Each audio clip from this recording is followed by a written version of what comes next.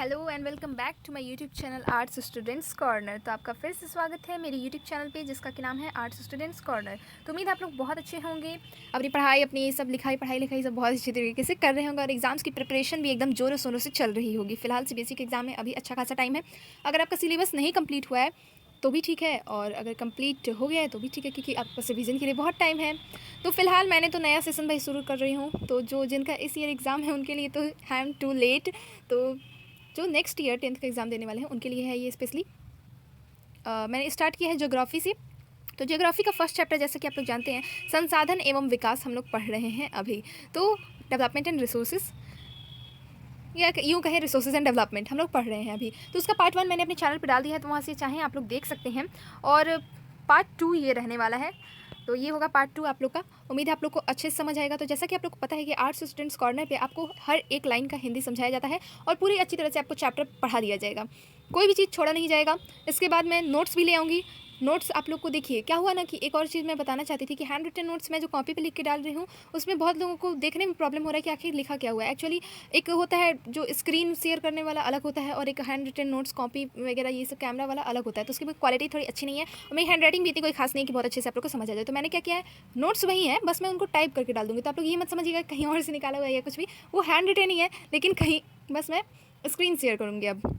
तो नोट्स समझ लीजिए करीब करीब तैयार है। चैप्टर खत्म होते ही नोट्स भी डाल दूंगी मैं।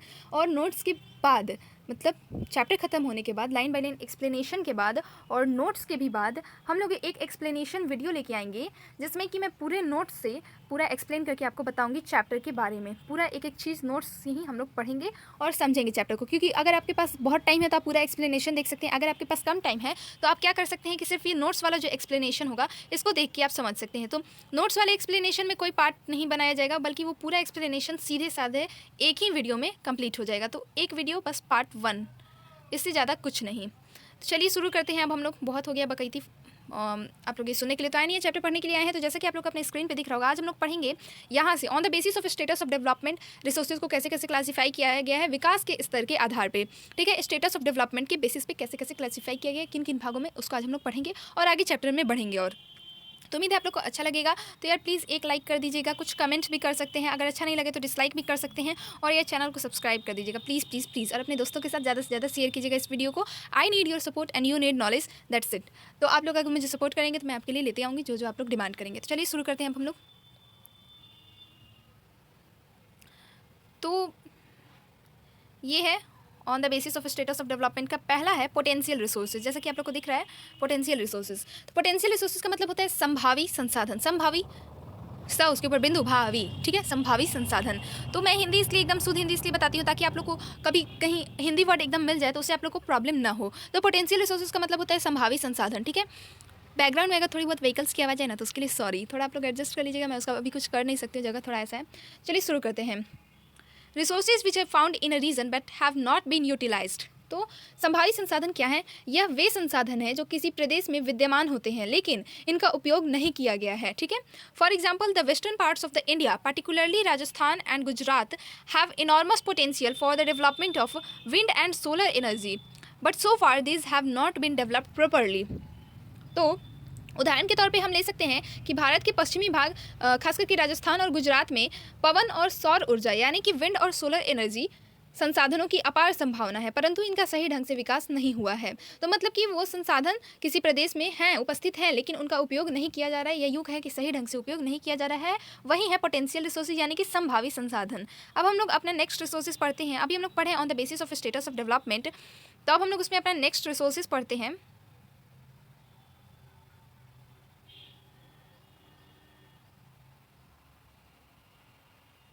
डेवलप्ड रिसोर्सेज और उसके बाद है स्टॉक। तो डेवलप्ड रिसोर्सेज मतलब होता है विकसित संसाधन। डेवलप्ड रिसोर्सेज मतलब विकसित संसाधन। डेवलप्ड रिसोर्सेज विकसित संसाधन, इसको भी फटाफट से पढ़ लेते हैं। Resources which are surveyed and their quality and quantity have been determined for utilisation. तो इसका मतलब है कि वे संसाधन जिनका सर्वेक्षण किया जा चुका है और उनके उपयोग की गुणवत्ता और मात्रा निर्धारित की जा चुकी है, वे विकसित संसाधन कहलाते हैं, यानी कि डेवलप्ड रिसोर्सेज कहलाते हैं। The development of resources depends on technology and level of their feasibility. तो संसाधनों का विकास प्रौद्योगिकी यानी कि टेक्नोलॉजी और उनकी संभाव्यता के स्तर पर निर्भर करता है, यानी कि level of their feasibility. Next है हमारा स्टॉक। स्टॉक मतलब भंडार। Materials in the environment which have the potential to satisfy human needs but human beings do not have the appropriate technology to access these are included among stocks। तो पर्यावरण में उपलब्ध वे पदार्थ जो मानव की आवश्यकताओं की पूर्ति कर सकते हैं लेकिन उपयुक्त प्रौद्योगिकी यानी कि मतलब एप्रोप्रिएट टेक्नोलॉजी के अभाव में उसकी पहुंच से बाहर हैं। तो ये सब शामिल होते हैं किसमें, किस कैटेगरी में, स्टॉक की कैटेगरी में। तो यहाँ पे इसके कुछ एग्जांपल्स भी दिए गए, इसको भी देख लेते हैं। तो फॉर एग्जांपल यहाँ पे दिया गया है water is a compound of two gases, एक second, water is a compound of two gases hydrogen and oxygen. ये तो सब कोई जानते होंगे। Hydrogen can be used as a rich source of energy but we do not have advance technical know how to use it for this purpose, hence it can be considered as stock. तो उदाहरण के लिए जल दो गैसों hydrogen और oxygen का यौगिक है, ठीक है। हाइड्रोजन ऊर्जा का मुख्य स्रोत बन सकता है परंतु इस उद्देश्य से इसका प्रयोग करने के लिए हमारे पास उन्नत तकनीकी ज्ञान नहीं है। अब यहाँ पे दिया गया है रिजर्व्स के बारे में, इसको भी पढ़ लेते हैं। ये बहुत दिक्कत होता है मुझे हर बार यार, चेंज करो कलर। तो रिजर्व्स यानी कि संचित कोष, ठीक है, इसका हिंदी होता है संचित कोष। यह संसाधन भंडार का हिस्सा है यानी कि are the subset of the stock, यानी कि संसाधन भंडार का ही हिस्सा है। Which can be put in to use with the help of existing technical know how but their use has not been started. This can be used for meeting future requirements. River water can be used for generating hydroelectric power, but presently it is being utilized only to a limited extent. Thus, the water in the dams, forest, etc. is a reserve which can be used in the future. तो यहाँ पे reserve समझाया है कि क्या है। तो संचित कोष यह संसाधन भंडार का ही हिस्सा है जिन्हें उपलब्ध तकनीकी ज्ञान की सहायता से प्रयोग में लाया जा सकता है लेकिन इनका उपयोग अभी आरंभ नहीं हुआ है। इनका उपयोग भविष्य में आवश्यकता पूर्ति के लिए किया जा सकता है। नदियों के जल को विद्युत पैदा करने में यानी कि हाइड्रो इलेक्ट्रिक पावर पैदा करने में प्रयोग किया जा सकता है लेकिन वर्तमान समय में यानी कि प्रेजेंट टाइम में इसका उपयोग सीमित पैमाने पर ही हो रहा है। इस प्रकार बांधों में जल, वन आदि संचित कोष हैं जिनका उपयोग भविष्य में किया जा सकता है। तो उम्मीद है आप लोग को अच्छे से समझ आ गया होगा कि रिजर्व्स है क्या। यहाँ पे एक एक्टिविटी दी गई है, ये आप लोग को खुद से करना है। Prepare a list of stock and reserve resources that you are familiar with from your local area. तो आपको करना क्या है कि अपने आसपास के क्षेत्र में पाए जाने वाले भंडार और संचित कोष संसाधनों की एक सूची तैयार करना है। तो ये आप लोग तैयार कीजिए और कमेंट सेक्शन में थोड़ा बताइए, अपने लोकल एरिया का तैयार करना है, ठीक है। अब है हमारा टॉपिक डेवलपमेंट ऑफ रिसोर्सेज। तो टॉपिक है अब हमारा डेवलपमेंट ऑफ रिसोर्सेज। डेवलपमेंट मतलब क्या होता है, विकास। रिसोर्सेज मतलब क्या होता है, संसाधन। तो संसाधनों का विकास यही है development of resources. Resources are vital for human survivals as well as for maintaining the quality of life. संसाधन जिस प्रकार मनुष्य के जीवन यापन के लिए अति आवश्यक है उसी प्रकार जीवन की गुणवत्ता बनाए रखने के लिए भी महत्वपूर्ण है। It was believe that resources are free gifts of nature. तो ऐसा विश्वास किया जाता था कि संसाधन प्रकृति की देन है। संसाधन मतलब आप लोग कंफ्यूज मत होइएगा, बहुत बार मैंने बता दिया संसाधन मतलब रिसोर्स, ये एकदम टाइटल है, समझ लीजिए। समझना क्या है, ये है ही चैप्टर का टाइटल का मतलब आप लोग को पता होना ही चाहिए। जो हेडिंग है उसका मतलब पता होना ही चाहिए। टॉपिक के जो नाम है टॉपिक का उसका आप लोग को मतलब पता होना ही चाहिए। तो संसाधन मतलब रिसोर्सेज, ठीक है। As a result human beings use them indiscriminately and this has led to the following major problems. तो परिमाण स्वरूप मानव ने इसका अंधाधुन उपयोग किया है जिससे निम्नलिखित कुछ मुख्य समस्याएं पैदा हो गई हैं। तो ये कुछ मुख्य समस्याएं हैं। तो पहला तो है depletion of resources for satisfying the greed of few individuals, यानी कि कुछ व्यक्तियों के लालच व संसाधनों का ह्रास हो रहा है। दूसरा है accumulation of resources in few hands which in turn divided the society into two segments, that is haves and have nots और rich and poor। तो संसाधन समाज के कुछ ही लोगों के हाथ में आ गए हैं जिससे समाज दो हिस्सों संसाधन संपन्न एवं संसाधनहीन अर्थात अमीर और गरीब में बंट गया है, ठीक है। Indiscriminate exploitation of resources had led to global ecological crises such as global warming, ozone layer depletion, environmental pollution and land degradation। संसाधनों के अंधाधुंध शोषण से वैश्विक पारिस्थितिकी संकट पैदा हो गया है, जैसे भूमंडलीय तापन यानी कि ग्लोबल वार्मिंग, ओजोन परत अवक्षय यानी कि ओजोन लेयर डिप्लेशन, पर्यावरण प्रदूषण इन्वायरमेंटल पॉल्यूशन एंड भूमि निम्नीकरण आदि हैं, यानी कि लैंड डिग्रेडेशन। अब यहाँ फिर से एक एक्टिविटी दी गई है, तो ये एक्टिविटी भी आप लोग को खुद से ही करनी है। पहला तो है कि imagine if the oil supply gets exhausted one day how would this affect our life style. तो बहुत ही अच्छा टॉपिक है ये। तो मैं क्या कहती हूँ, इस पर आप लोग इमेजिन ही मत कीजिए, इस पर आप लोग कुछ लिख डालिए इसी टाइप कुछ, इससे आप लोग के स्किल्स डेवलप होंगी, आप लोग का इमेजिनेशन पता चलेगा। कल्पना करें कि तेल संसाधन खत्म होने पर इनका हमारी जीवन शैली पर क्या प्रभाव होगा। तो ये आप लोग कल्पना कीजिए और इसको एक जगह आप लोग अपनी कल्पना को लिखिए और कमेंट सेक्शन में आप फ्री हैं ऐसा कुछ शेयर करने के लिए। आप लोग चाहें तो ग्रुपिंग करके अपना शेयर कीजिए, डिस्कस कीजिए, बस हाँ रिस्पेक्टफुल होना चाहिए और कुछ नहीं। Plan a survey in your colony or village to investigate people's attitude towards recycling of the domestic or agricultural waste। तो घरेलू और कृषि संबंधित अपशिष्ट को पुनः चक्रण के बारे में लोगों के विचार जानने के लिए अपने मोहल्ले अथवा गांव में एक सर्वेक्षण करें, ठीक है। तो आपको जाके लोगों से पूछना है कुछ सवाल। Ask questions about what do they think about resources they use. तो उनके द्वारा आपको कुछ प्रश्न पूछने हैं उन लोगों से, उनके द्वारा उपयोग में लाए जाने वाले संसाधनों के बारे में वे क्या सोचते हैं। दूसरा सवाल कि what is their opinion about the waste and its utilisation. तो अपशिष्ट और उसके उपयोग के बारे में उनका क्या विचार है। और तीसरा सवाल ये पूछना है आपको कि तीसरा सवाल आपको नहीं पूछना है, आपको सारा तैयार करना है। मतलब कॉलेज योर रिजल्ट्स, यानी कि अपने परिणामों का समुचित चित्र तैयार करें। ये आप लोग कीजिए, बहुत मज़ा आएगा ये करने में। जिसका भी गांव मोहल्ला है, अगर कोई गांव के बच्चे देख रहे हैं तो अपने गांव में पता कीजिए। इनफैक्ट गांव में ज़्यादा मज़ा आता है, बट आप मोहल्ले में भी ये सब पता कर सकते हैं, तो मज़ा आएगा। आप लोग कीजिए, ये सब करना चाहिए यार। हमने मिस कर दिया है, हम नहीं चाहते कि आप मिस करें, इसीलिए आपको बार बार हर एक एक्टिविटी समझाई जाती है, बताई जाती है। अब आप लोग ये मत कहिएगा कि डायलॉग मार रही है, डायलॉग नहीं मार रही हूँ, मैं सच बता रही हूँ। आप लोग को ये करना चाहिए।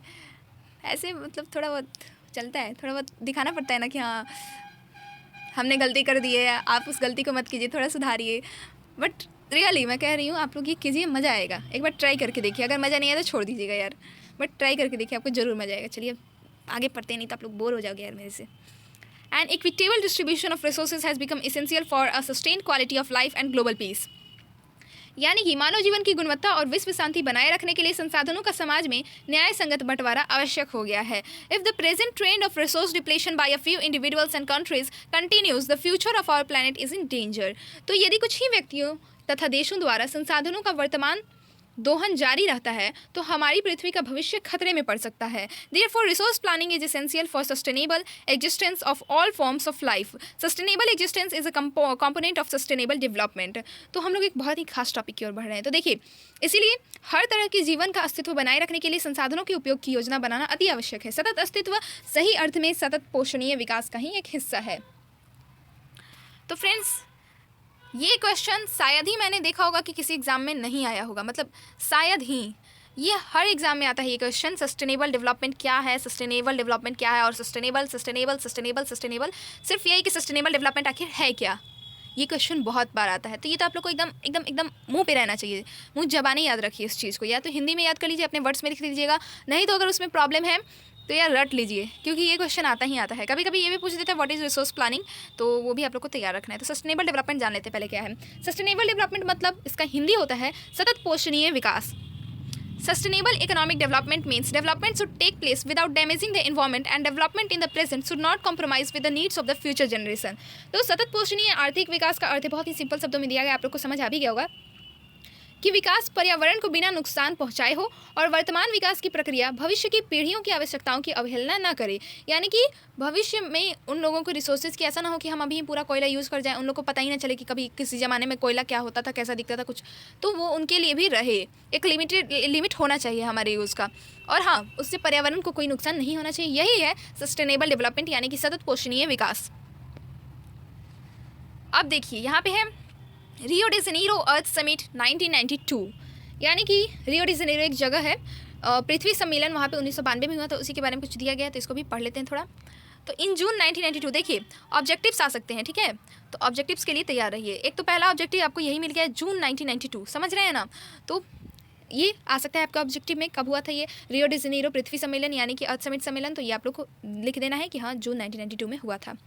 तो in June 1992, more than 100 heads of states met in Rio de Janeiro in Brazil for the first international Earth Summit। एक और चीज़ पता चली इसमें आप लोग को, फर्स्ट इंटरनेशनल अर्थ समिट था ये। तो जून 1992 में 100 से भी अधिक राष्ट्र अध्यक्ष ब्राज़ील के शहर रियो डी जेनेरो में प्रथम अंतर्राष्ट्रीय पृथ्वी सम्मेलन में एकत्रित हुए। तो ये प्रथम अंतर्राष्ट्रीय पृथ्वी सम्मेलन था, यानी कि फर्स्ट इंटरनेशनल अर्थ समिट था। The summit was convened for addressing urgent problems of environmental protection and socio-economic development at the global level। सम्मेलन का आयोजन विश्व स्तर पर उभरते पर्यावरण संरक्षण और सामाजिक आर्थिक विकास की समस्याओं का हल ढूंढने के लिए किया गया था। The assembled leaders signed the Declaration on global climatic change and biological diversity. The Rio Convention endorsed the global forest principles and adopted Agenda 21 for achieving sustainable development in the 21st century. तो इस सम्मेलन में एकत्रित नेताओं ने भूमंडलीय जलवायु परिवर्तन और जैविक विविधता पर एक घोषणा पत्र पर हस्ताक्षर किए। रियो सम्मेलन में भूमंडलीय वन सिद्धांतों यानी कि फॉरेस्ट प्रिंसिपल्स पर सहमति जताई और 21वीं शताब्दी में सतत पोषणीय विकास यानी कि सस्टेनेबल डेवलपमेंट के लिए एजेंडा 21 को स्वीकृति प्रदान की।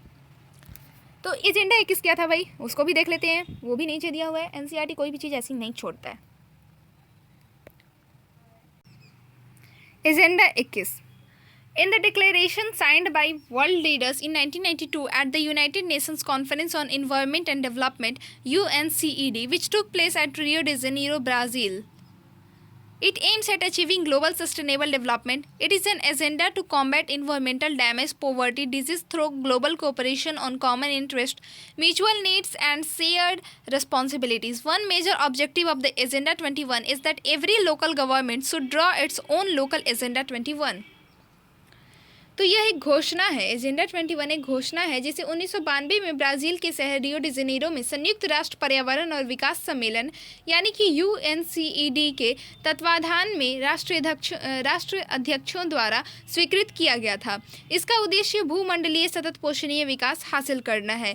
यह एक कार्यसूची है जिसका उद्देश्य समान हितों, पारस्परिक आवश्यकताओं एवं सम्मिलित जिम्मेदारियों के अनुसार विश्व सहयोग के द्वारा पर्यावरणीय क्षति, गरीबी और रोगों से निपटना है। एजेंडा 21 का मुख्य उद्देश्य यह है कि प्रत्येक स्थानीय निकाय अपना स्थानीय एजेंडा 21 तैयार करे। तो ये क्वेश्चन आ सकता है कि what is the main objective और what is the one of the major objective of the agenda 21। तो हम आंसर में ये लिख सकते हैं that every local government should draw its own local agenda 21। Okay तो अब हमारा टॉपिक आ गया। इसमें से हमेशा क्वेश्चन आते हैं रिसोर्स प्लानिंग। रिसोर्स प्लानिंग मतलब होता है संसाधन नियोजन। इसमें से अक्सर क्वेश्चन आते हैं।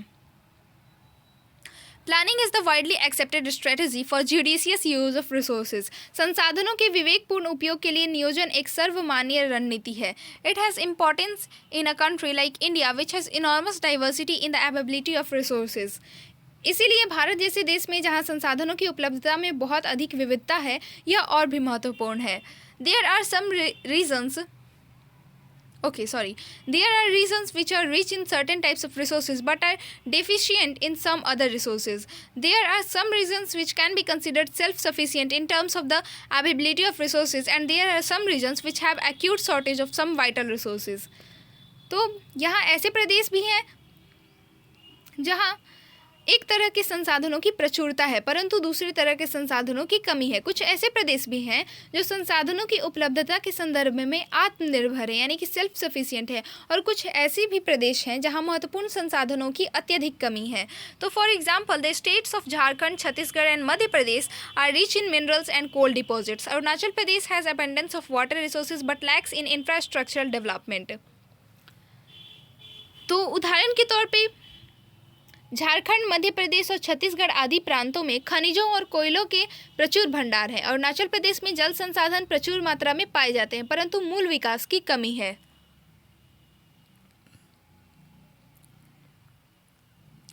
The state of Rajasthan is very well endowed with solar and wind energy but lacks in water resources. The cold desert of Ladakh is relatively isolated from the rest of the country. It has very rich cultural heritage, but it is deficient in water, infrastructure, and some vital minerals. This calls for balanced resource planning at the national, state, regional, and local levels.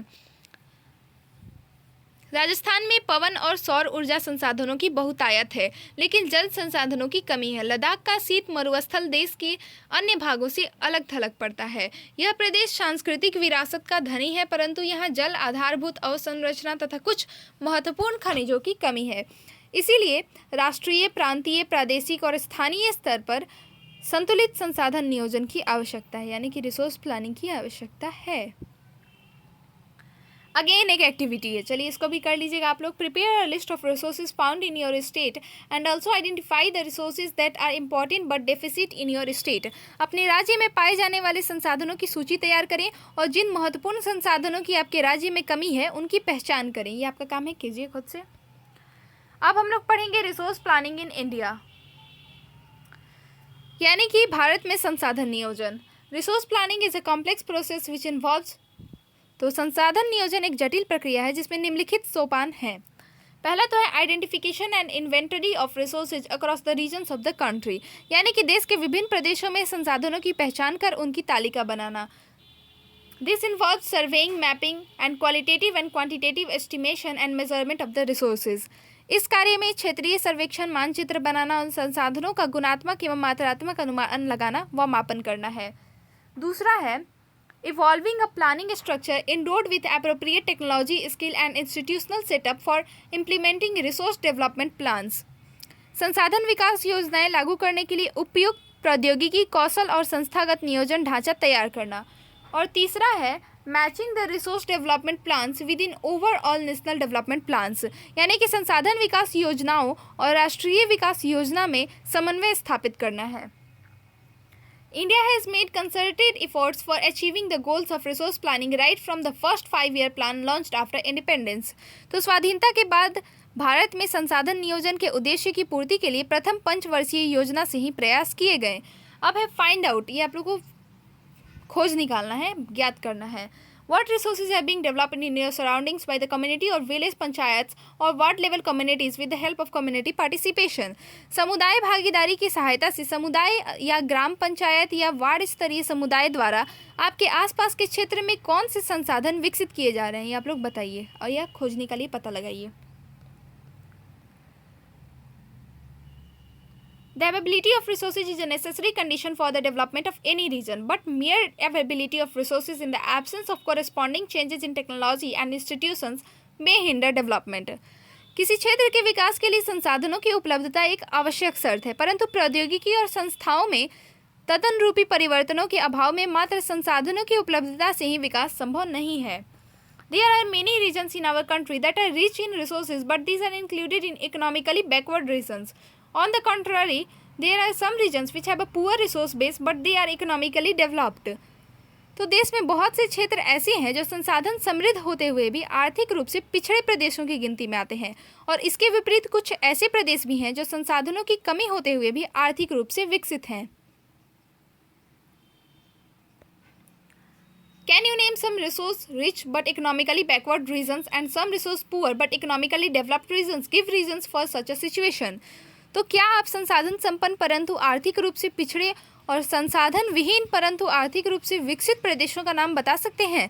ऐसी परिस्थिति होने के कारण बताएं। तो ये आप लोग खोजिए, पता लगाइए, हो सकता है ये क्वेश्चंस एग्जाम में भी आ जाए। The history of colonization reveals that rich resources in colonies were the main attractions for the foreign invaders। उपनिवेशन का इतिहास हमें बताता है कि उपनिवेशों में संसाधन संपन्न प्रदेश विदेशी आक्रमणकारियों के लिए मुख्य आकर्षण रहे हैं। It was primarily the higher level of technological development of the colonizing countries that helped them to exploit resources of other regions and establish their supremacy over the colonies। तो उपनिवेशकारी देशों ने बेहतर प्रौद्योगिकी के सहारे उपनिवेशों के संसाधनों का शोषण किया तथा उन पर अपना आधिपत्य स्थापित किया। Therefore, resources can contribute to development only when they are accompanied by appropriate technological development and institutional changes। India has experienced all this in different phases of colonization। Therefore, in India, development in general and resource development in particular does not only involve the availability of resources but also the technology, quality of human resources and the historical experiences of the people। तो अतः संसाधन किसी प्रदेश के विकास में तभी योगदान दे सकते हैं जब वहाँ उपयुक्त प्रौद्योगिकी विकास और संस्थागत परिवर्तन किए जाएं। उपनिवेशन के विभिन्न चरणों में भारत ने इन सब का अनुभव किया है। अतः भारत में विकास सामान्यतः तथा संसाधन विकास लोगों के मुख्यतः संसाधनों की उपलब्धता पर ही आधारित नहीं है, बल्कि इसमें प्रौद्योगिकी, मानव संसाधन की गुणवत्ता और ऐतिहासिक अनुभव का भी योगदान रहा है। कंजर्वेशन ऑफ रिसोर्सेज यानी कि संसाधनों का संरक्षण, अभी हम लोग इसको पढ़ेंगे।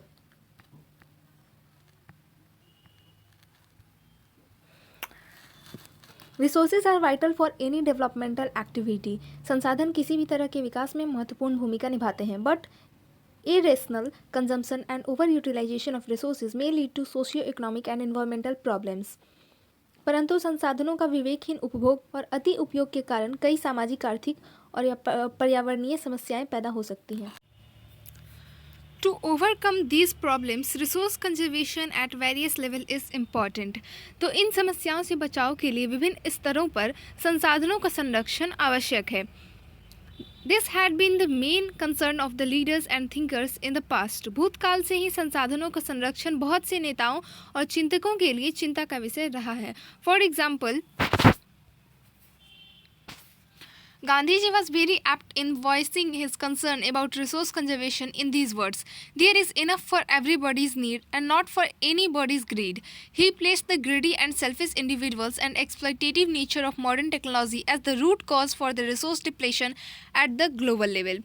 तो उदाहरण के तौर पे गांधी जी ने संसाधनों के संरक्षण पर अपनी चिंता इन शब्दों में व्यक्त की है: हमारे पास हर व्यक्ति की आवश्यकता पूर्ति के लिए बहुत कुछ है, लेकिन किसी के लालच की संतुष्टि के लिए नहीं है. अर्थात हमारे पास पेट भरने के लिए बहुत है, लेकिन पेटी भरने के लिए नहीं. तो उनके अनुसार विश्व स्तर पर संसाधन ह्रास के लिए लालची और स्वार्थी व्यक्ति तथा आधुनिक प्रौद्योगिकी की शोषणात्मक प्रवृत्ति जिम्मेदार है. He was against mass production and wanted to replace it with the production by the masses. वे अत्यधिक उत्पादन के विरुद्ध थे और इसके स्थान पर अधिक बड़े जन समुदाय द्वारा उत्पादन के पक्षधर थे. At the international level, the Club of Rome advocated resource conservation for the first time in a more systematic way in 1968. तो अंतर्राष्ट्रीय स्तर पर व्यवस्थित तरीके से संसाधन संरक्षण की वकालत 1968 में क्लब ऑफ रोम ने की. Subsequently, in 1974, Gandhian philosophy was once again presented by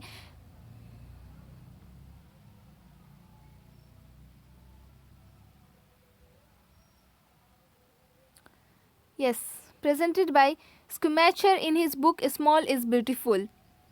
तत्पश्चात 1974 में स्मिशर ने अपनी पुस्तक स्मॉल इज़ ब्यूटीफुल में इस विषय पर गांधी जी के दर्शन की एक बार फिर से पुनरावृत्ति की है. The seminal contribution with respect to resource conservation at the global level was made by Brundtland Commission Report 1987. तो 1987 में ब्रुंटलैंड आयोग रिपोर्ट द्वारा वैश्विक स्तर पर संसाधन संरक्षण में मूलाधार योगदान किया गया. This report introduced the concept of sustainable development and advocated it as a means for resource conservation, which was subsequently published in a book entitled Our Common Future. तो इस रिपोर्ट ने सतत पोषणीय विकास यानी कि सस्टेनेबल डेवलपमेंट की संकल्पना प्रस्तुत की और संसाधन संरक्षण की वकालत की. यह रिपोर्ट बाद में हमारा साझा भविष्य यानी कि आवर कॉमन फ्यूचर शीर्षक से पुस्तक के रूप में प्रकाशित हुई. Another significant contribution was made at the earth summit at Rio de Janeiro Brazil in 1992. तो इस संदर्भ में एक और महत्वपूर्ण योगदान रियो डी जेनेरो ब्राज़ील में 1992 में आयोजित पृथ्वी सम्मेलन द्वारा किया गया. उम्मीद है फ्रेंड्स आप लोग को अच्छे से समझ आ रहा होगा लाइन बाय लाइन हिंदी. अब हम लोग पढ़ेंगे अपना नेक्स्ट टॉपिक जो कि है लैंड रिसोर्सेज. तो इसको भी हम लोग पढ़ेंगे. उम्मीद है कि आप लोग को समझ आ रहा होगा अच्छे से और आगे भी अच्छे से समझ आएगा. तो we live on land, we perform our economic activities on land and we use it in different ways. हम भूमि पर रहते हैं, इसी पर अनेकों आर्थिक क्रियाकलाप करते हैं और विभिन्न रूपों में इसका उपयोग करते हैं. Thus, land is a natural resource of utmost importance. अतः भूमि एक बहुत महत्वपूर्ण प्राकृतिक संसाधन है. It supports natural vegetation, wildlife, human life, economic activities, transport and communication systems. तो प्राकृतिक वनस्पति, वन्य जीवन, मानव जीवन, आर्थिक क्रियाएं, परिवहन तथा संचार व्यवस्थाएं भूमि पर ही आधारित हैं. However, land is an asset of a finite magnitude. Therefore, it is important to use the available land for various purposes with careful planning. परंतु भूमि एक सीमित संसाधन है, इसीलिए उपलब्ध भूमि का विभिन्न उद्देश्यों के लिए उपयोग सावधानी और योजनाबद्ध तरीके से होना चाहिए.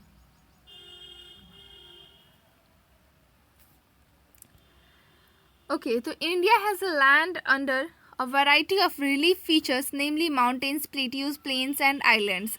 About 43% of the land area is plain, which provides facilities for agriculture and industry. तो भारत में भूमि पर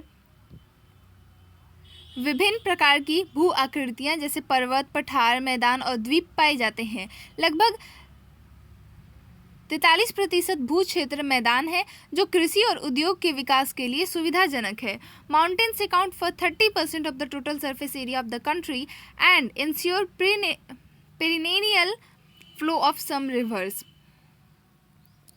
तो पर्वत पूरे भू क्षेत्र के 30% भाग पर विस्तृत हैं. वे कुछ 12 मासी नदियों के प्रवाह को सुनिश्चित करते हैं. Provide facilities for tourism and ecological aspects.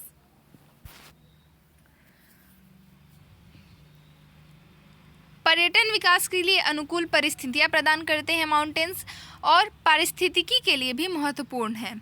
About 27% of the area of the country is of the plateau region. It possesses rich reserves of minerals, fossil fuels and forest. देश के क्षेत्रफल का लगभग 27% हिस्सा पठारी क्षेत्र है. इस क्षेत्र में खनिजों, जीवाश्म ईंधन और वनों का अपार संचय कोष है. तो नीचे एक फ्लो चार्ट दिया गया है, उसको भी आप लोग देख लीजिए. ये 27% जो आप लोग को दिख रहा है, ये वाला 27% ये है प्लेट्यूज, ठीक है. ये 30% जो दिख रहा है ये है माउंटेन्स और ये जो 43% दिख रहा है ये है आपका प्लेन्स. तो अब आप लोग को फ्लो चार्ट से अच्छे से समझ आ गया होगा कि कितना कितना डिवाइड है कहाँ कहाँ. अब हमारा नेक्स्ट टॉपिक है लैंड यूटिलाइजेशन, जैसा कि आप लोग को अपने स्क्रीन पे दिख रहा होगा. तो फ्रेंड्स एक बात मैं यहाँ कहना चाहूँगी कि इसको हम लोग पढ़ेंगे अब नेक्स्ट वीडियो में, क्योंकि वीडियो काफ़ी लंबा हो गया है, आप लोग भी बोर हो जाएंगे एक ही वीडियो में पढ़ने से. तो इसको पढ़ते हैं नेक्स्ट वीडियो में. कोशिश करेंगे कि चैप्टर जल्दी से जल्दी ख़त्म कर सकें. तो उम्मीद है आप लोग को अच्छे से समझ आ रहा होगा. यार एक लाइक कर दीजिएगा, क्योंकि बोलने में बहुत मेहनत लगता है. और अपने दोस्तों के साथ शेयर कीजिएगा इस चैनल को, वीडियो को. और यार सब्सक्राइब करना मत भूलिएगा. आप लोग मुझे सपोर्ट कीजिए, तब मैं आप लोग के लिए कुछ ले आ पाऊँगी. नहीं तो यार मैं भी कितना मतलब सपोर्ट की तो ज़रूरत सबको होती है अगर आगे बढ़ना है. तो अगर आप लोग को कुछ चाहिए तो सपोर्ट कीजिए, डिमांड कीजिए. नोट्स वगैरह सब मैं लाइन बाय लाइन करके लाती रहूँगी. टाइम लगेगा थोड़ा उसमें, बट आ जाएगा सब कुछ. ये मत सोचिएगा कि एक साल में कंप्लीट हो पाएगा कि नहीं. देखिए क्लास 12th में क्या हुआ था कि मैंने बहुत लेट एक्चुअली स्टार्ट किया था और थोड़ा बहुत प्लानिंग में थोड़ा दिक्कत हो गया था. लेकिन इस बार मैं ये कह सकती हूँ कि नोट्स, एनसीईआरटी सॉल्यूशंस सब कुछ मैं अवेलेबल कर दूँगी आपका जनवरी से पहले. हाँ बिल्कुल, जनवरी से पहले. तो प्लीज़ फ्रेंड्स सब्सक्राइब करना मत भूलिएगा. और मिलते हैं नेक्स्ट वीडियो में, तब तक के लिए stay tune. Thank you for watching the video.